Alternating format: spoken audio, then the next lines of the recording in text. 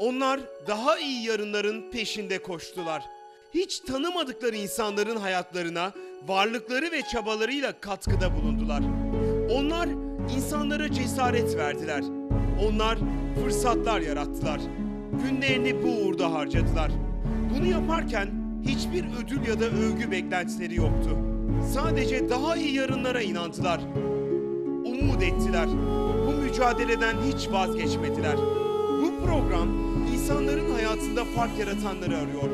Türkiye'nin dört bir yanında iyiliğin peşine düşüyor. Fark yaratanlar başlıyor.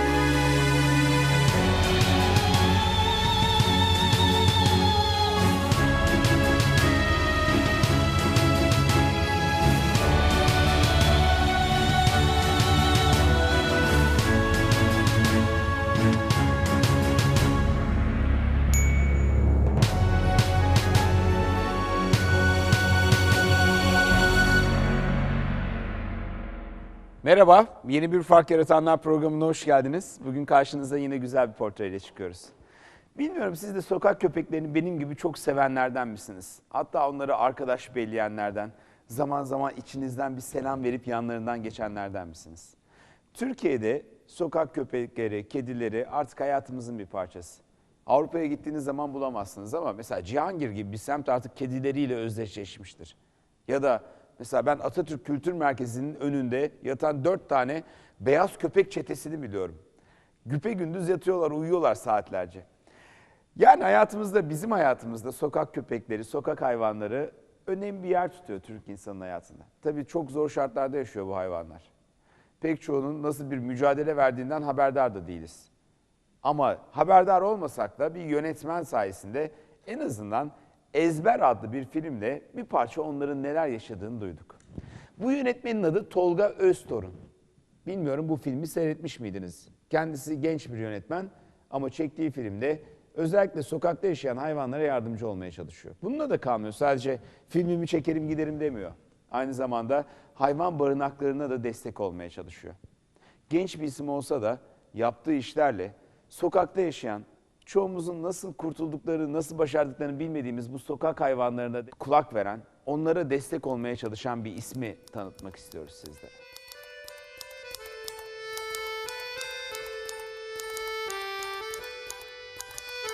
Kimi zaman yolda yürürken bir sokağın başında sakin sakin durmuş size bakan, baktıkça da sizi bambaşka bir dünyaya götüren bir kedi görürsünüz.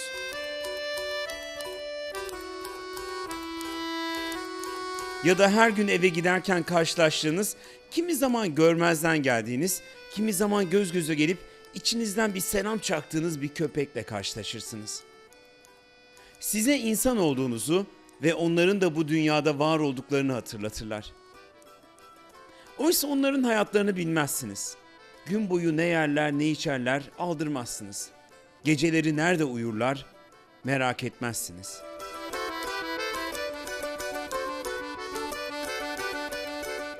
Onlar sizinle paralel bir evrende bambaşka bir yaşama tutunma savaşı verirler. Kimileri kazanırlar, kimileri kaybederler. Hayvan hakları ile ilgili bilginiz var mı? Hayvanat. Hayvan hakları ile ilgili. Hayvan tabii bilgim var, evet. Ne biliyorsunuz hayvan hakları ile ilgili?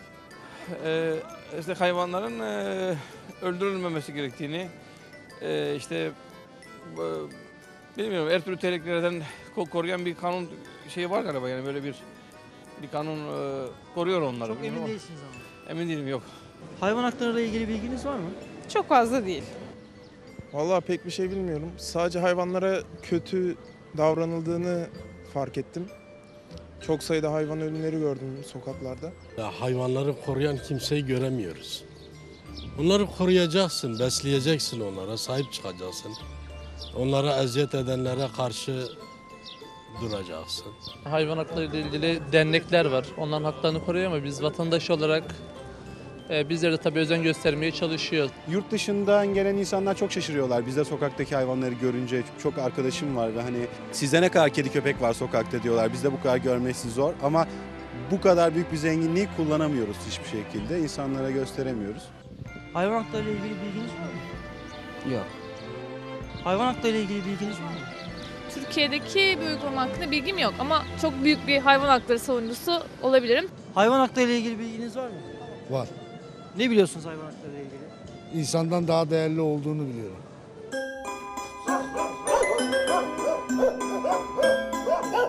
Çoğumuz hayvanların da hakları olduğunu, sadece birer canlı oldukları için bir çift gözü kulağı ama hepsinden önemlisi doğanın bir parçası olduğu için haklarının korunduğunu, üstelik bunların da kanunlarla belirlendiğini bilmiyoruz.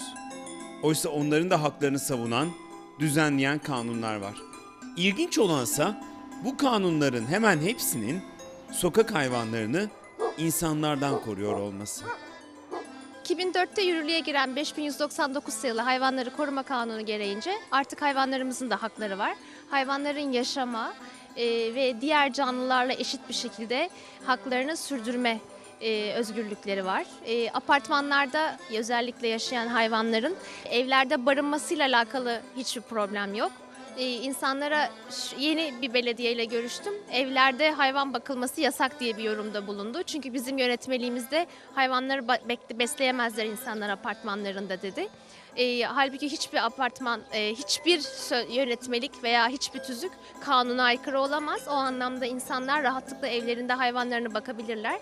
Sadece yönetim planlarında eğer hayvan beslenemez diye bir madde olması halinde mahkeme yoluyla evden tahliye edilmeleri mümkün. O nedenle hiçbir zaman gelen bir belediye zabıtası, işte mahkeme kararı olmadığı müddetçe olabilecek apartmanda alınmış bir genel kurul kararıyla evden bir hayvanın gitmesi mümkün değil. Onun dışında hayvanların genel haklarına gelirsek, hayvanları dövmek, bunlara psikolojik veya fiziksel işkence yapmak, çok açlığa ve susuzluğa maruz bırakmak, çok sıcağa ve soğuğa maruz bırakmak aynı şekilde kesinlikle yasak. Hayvan sahiplerinin de sadece bu hayvan benim diyerek hayvana herhangi bir şekilde zarar vermesi mümkün değil. Hayvana sahip olmak, hayvana her istediğini yapabileceği anlamına gelmez. O nedenle o da hayvan sahibi kişinin de hayvanına uygun şartları sağlamakla mükellefiyeti var.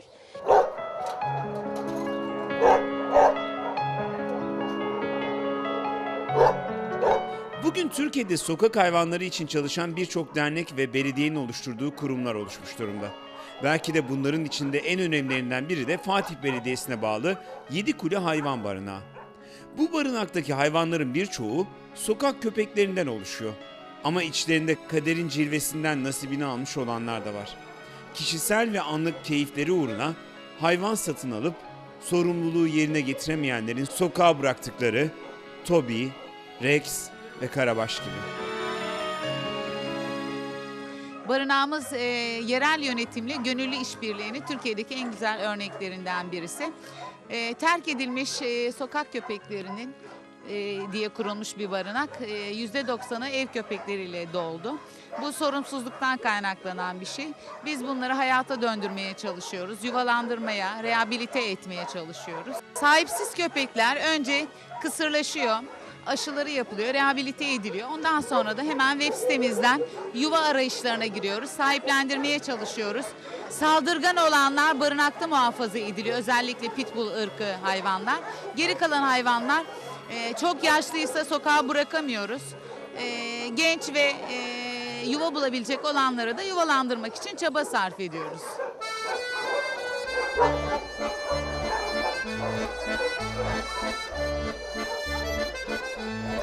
Tolga Öztorun bir turizmci. Ama o sokaktaki hayvanların seslerine kulak veren, onların çığlıklarını duyurmaya çalışan bir hayvan hakları savunucusu da. Tolga Öztorun'daki hayvan sevgisi ona ailesinden, babasından kalan bir miras gibi. O yıllardır Yedikule Hayvan Barınağı'nda gönüllü muhabirlik yapıyor. Hayvan barınağının sorunlarını çözmek, ihtiyaçlarını karşılamak için çalışan gönüllülerden yalnızca bir tanesi. Deyim yerindeyse Yedikule Hayvan Barınağı'nın gözü, kulağı, aynı zamanda sesi. Bu bana bir miras olduğunu düşünüyorum bunu.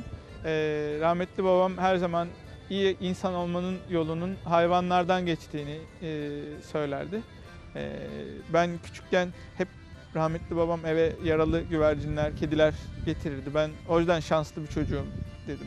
Her çocuğun mutlaka hayvanla büyümesinin çok özel bir duygu olduğuna inanıyorum ben. Dolayısıyla ilgim öyle başladı. Her zaman köpeğimiz oldu iş yerimizde. Hep böyle büyüdüm zaten. Yani hayvanlar benim yaşamımın bir parçasıydı her zaman için. Zaman içinde hayvanlarla vakit geçirdikçe onların da insana çok ihtiyacı olduğunu görüyorsunuz ve birçok insanın onlara yardım etmeyerek hayatlarını ne kadar zorlaştırdığını görüyorsunuz. Bu sene 6 senedir aralıksız gönüllü olarak çalışıyorum barınakta. Hayvan haklarını savunmak eğer ki avukat ya da veteriner değilseniz bir meslek olamaz. Bir yaşam tarzı olabilir ancak. Ben turizmciyim, bu benim mesleğim değil. Ancak tüm vaktimi bununla geçiriyorum. Çünkü sonuç alabildiğiniz bir durum. Bir 5 sene öncesinde insanlar hayvanları yok olarak farz ederken şimdi artık bu konu televizyonlara çıkmaya başladı. Üniversitelere gitmeye başladı. Dolayısıyla gönüllü olmak isteyenler ne yapabilir? Bir kere herkesin oturduğu semtte bir hayvan barınağının olması gerekiyor kanunen her belediyenin. Dolayısıyla kendilerine en yakın barınağa gidip orada gönüllü olarak çalışabilirler. Çünkü en yakın barınağa gitmeleri gerekiyor. Çünkü süreklilik çok önemli bu işte. Düzenli olarak gidiliyor olması gerekiyor faydalı olunabilmesi için. O yüzden en yakın barınağa gitmelerini öneririm. Ya da bizlere ulaşabilirler. İnternet üzerinde hayvan haklarını savunan çok fazla grup var. O gruplarla iletişim halinde olup mutlaka herkesin yapabileceği bir şey olduğuna inanıyorum. Tolga Öztorun hayvan haklarına dikkat çekmek için neler yapabilirim diye düşünürken birden aklına bir kısa film çekmek gelmiş. Tüm yapım işlerini kendisinin karşıladığı bu filmde televizyon dünyasının birçok ünlü ismi oynayarak Öztorun'a destek verdi. Tolga Öztorun bu filmde insanların sokak hayvanları hakkında ezbere bildiği sandığı birçok fikri ters yüz ediyor.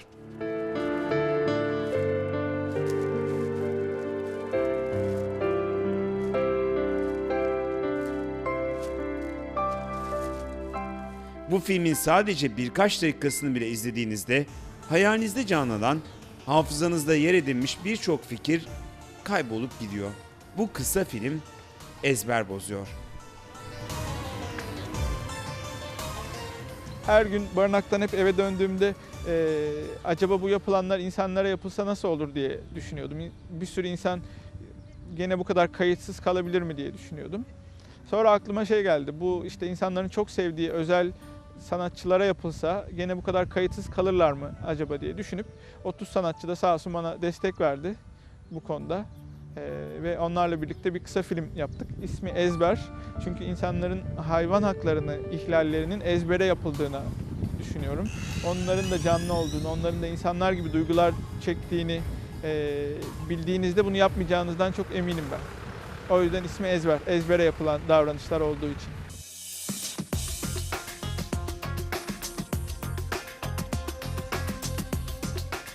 Tolga Öztorun gazetelerde, dergilerde, her platformda hayvan haklarını duyurmaya, insanları bilinçlendirmeye çalışıyor. Her cumartesi günü Türkiye'de ilk ve tek ulusal bir radyoda hayvan hakları ile ilgili 2 saatlik bir program yapıyor. Hayvan haklarını koruma konusunda sıkıntılar yaşayanları, seslerini duyuramayanları ulusal bir radyo programıyla herkese duyuruyor. Başka insanların dikkatini de bu yöne çekmeye çalışıyor. Bir konuğum Hollanda'da yaşayan hayvan hakları savunucusu Şehnaz Turan. Şehnaz aynı zamanda hem Yaşam Hakkına Saygı Derneği'nin üyesi hem de Türkiye Hayvanları Koruma Derneği'nin üyesi. Özel bir proje için Türkiye'de bulunuyor. Biraz sonra o projeden bahsedeceğiz. İkinci konuğum ise yılların eskitemediği oyuncu ve seslendirme ustası Oya Semerci. Kimse hayvanları sevmek zorunda değil. Ancak hayvanların yaşam haklarına saygı duymak zorundalar. Çünkü bu dünya sadece bizim değil. Bitkilerin, hayvanların da dünyası. Hiçbir tür diğerinden üstün değil. Herkes doğa karşısında eşit yaşam haklarına sahip. Dolayısıyla hayvan hakkı dediğimizde aslında hakların birbirine ben çok bağlı olduğuna inanıyorum. İşte haklar işte çiğneniyorsa bir şekilde dönüp dolaşıp ucu hayvanlara geliyor. Çünkü Amerika'da yapılan bir araştırmada birçok organize suçu işleyen kişinin ilk önce hayvanlar üzerinde suç işlediği tespit edilmiş. Dolayısıyla ilk hayvanlara karşı işlenen suç olduğunda mutlaka bunun daha ileri boyuta gideceğini düşünmek gerekiyor.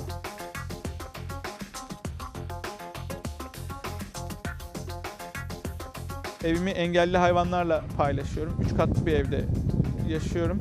2 tane arka bacakları olmayan, bir tane felçli ve bir denge problemi olan 4 kedim ve çok yaşlı 2 köpeğim var.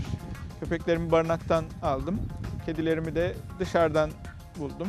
İnsanları mutlaka hayvanla birlikte yaşamaya ve edinecekleri hayvanları barınaklardan edinmeye çağırıyorum. İnsanlar bu sorumluluğu alamayacaklarsa hayvan edinmemeliler. Çünkü bir hayvan minimum 15 sene sizinle birlikte vakit geçiriyor. Önümüzdeki yaşantınızı da göz önüne alarak ona sahip olmalısınız. Ben oturduğum yerde de işte yakın arkadaşlarıma da komşularıma da hep sürekli aynı konuyu anlatırken bir gün farkında olmadan onlar da bu işin ucundan içine girmiş oluyorlar. İşte geriye dönüp bana telefon açtıklarında ya biliyor musun ben işte karda kapının önüne su ve yemek koydum dediğinde işte o insan zaten ister istemez içine girmiş oluyor. Ya da işte çok sıcakta ay ben çok susamıştım deyip ondan sonra aklına sokak hayvanlarının da suya ihtiyacı olduğunu düşünüp kapısının önüne su koyan çok insanla karşılaşıyorum artık.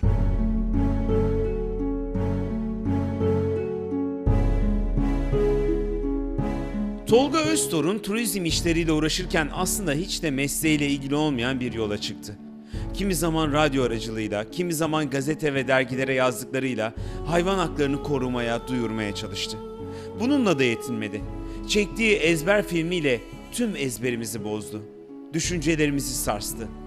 Ve kimsenin bilmediği bir dünyanın sesinin yüksek çıkmasını sağladı. Yaşamımızın bir parçası olan seslerini duyuramayan sokak hayvanlarının seslerini duyurdu. Onlar için koskocaman bir fark yarattı.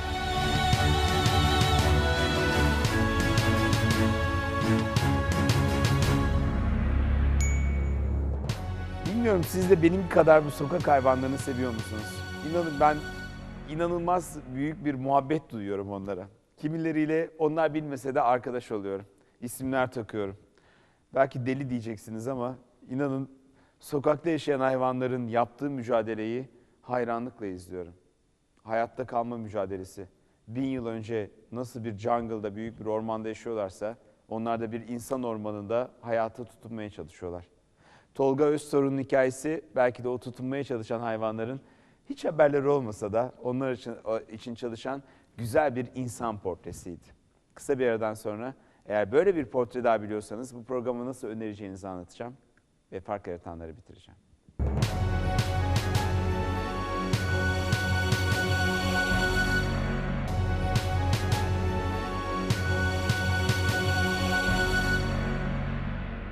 Sevgili seyirciler, Bir Fark Yaratanlar programının daha sonuna geldik. Ben Cüneyt Özdemir.